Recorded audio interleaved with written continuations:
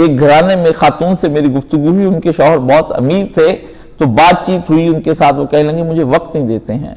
تو میں نے کہا اگر تو دولت لینی ہے تو وقت نہیں ملے گا، کیونکہ دولت وقت مانگتی ہے.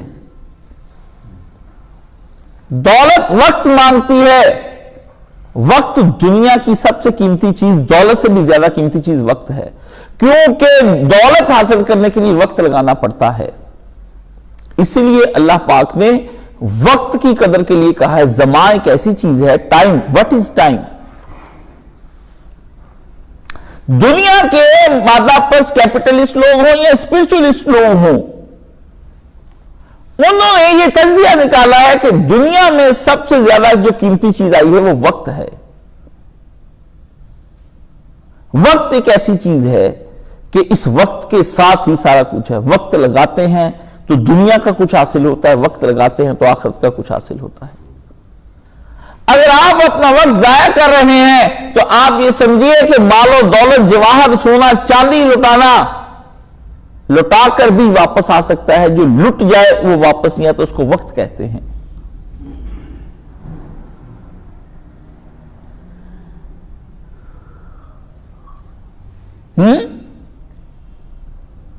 طلاق تو دے رہے ہو قہر و عتاب کے ساتھ. خاتون کیا کہتی ہے؟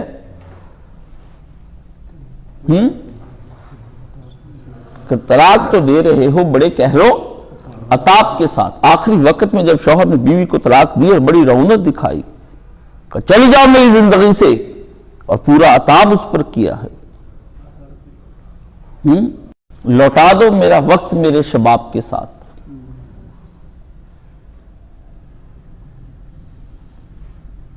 میرا شباب اور میرا وقت بھی لوٹاؤ. طلاق تو دے رہے ہو بڑے عتاب کے ساتھ.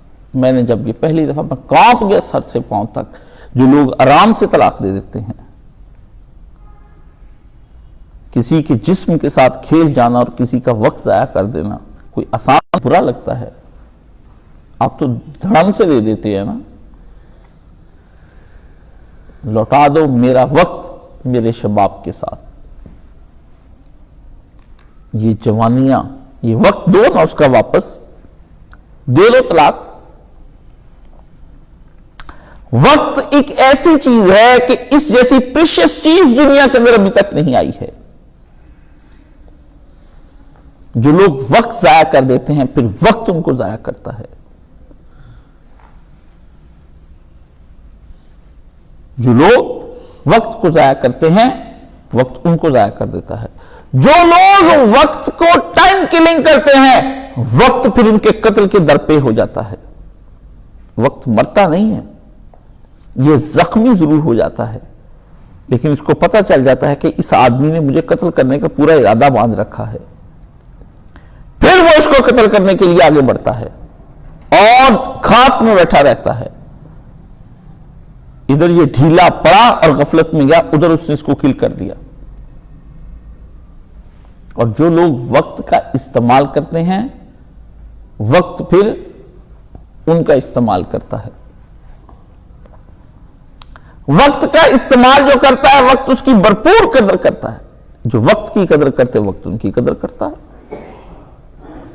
جیسا تم وقت کے ساتھ کرو گے ویسا وقت تمہارے ساتھ کرے گا. جو کرنا چاہتے ہو اپنے وقت کے ساتھ کر لو، یہ فیصلہ تمہارے ہاتھ میں خدا نے دے دیا ہے. اس لیے یہ وقت کے بارے میں سمجھنے کی کوشش کرنا، اور یہ کسی میرے لیے کہ کسی کی ہمت ہوئی تو اتنے سے کلپ کو سنبھال کے رکھ لینا.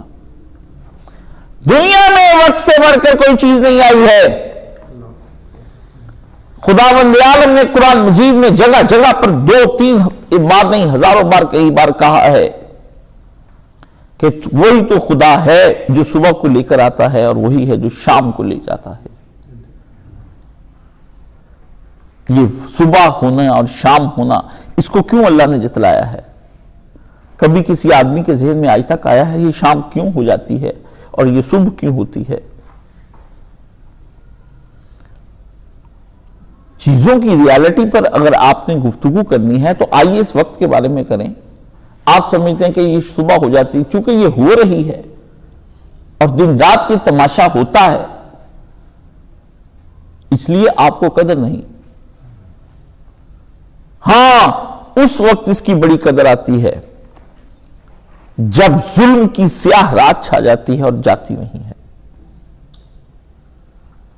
جب افلاس کے دن پھرتے نہیں ہیں۔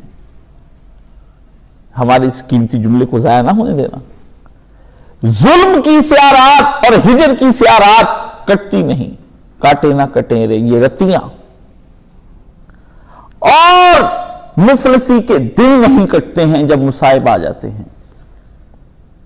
اس کے ساتھ کوئی چیز جب لگ کر آتی ہے تو پھر پتا چلتا ہے یہ کتنا طول ہے، یہ کتنا تکلیف دہ وقت ہے جب ساتھ اس کے کوئی چیز جڑ کر آتی ہے۔ اس سے پہلے احساس نہیں ہوتا ہے آدمی کو۔ جب میں کہتا ہوں ظلم کی رات تو پھر آپ کو پتہ چلتا ہو مچ کریلٹی، یہ کس قدر ایسی ہے خراب قسم کی رات۔ اور جب میں کہتا ہوں کہ برے دن ہو، آپ کو یاد آتا ہے کہ نہیں وہ دن میں یاد بھی نہیں کرنا چاہتا ہوں۔ بھوک، افلاس کوئی چیز ساتھ جڑتی ہے تو پھر آپ کو پتا چلتا ہے یہ چیز کیا ہے، ورنہ آپ کو پتا نہیں یہ کتنا قیمتی وقت ہے۔ اسی لیے جو لوگ یہ سردیوں کی راتوں کو ضائع کرتے ہیں، تہجد نہیں پڑھتے، ان کو قیامت کے دن پتا چلے گا جنہوں نے اس کی قدر کی ہوگی تہجد کے وقت کی، جب وہاں عہدے دیکھیں گے آہیں بنیں گے جیسے یہاں بنتے ہیں۔ سردیوں میں دن کے رکھے ہوئے روزے جب ان کو کام دے رہے ہوں گے تو کہیں گے ہم نے ضائع کر دیا، اس لیے حدیث میں آتا ہے جنتی بھی پچھتائے گا دوزخی بھی پچھتائے گا۔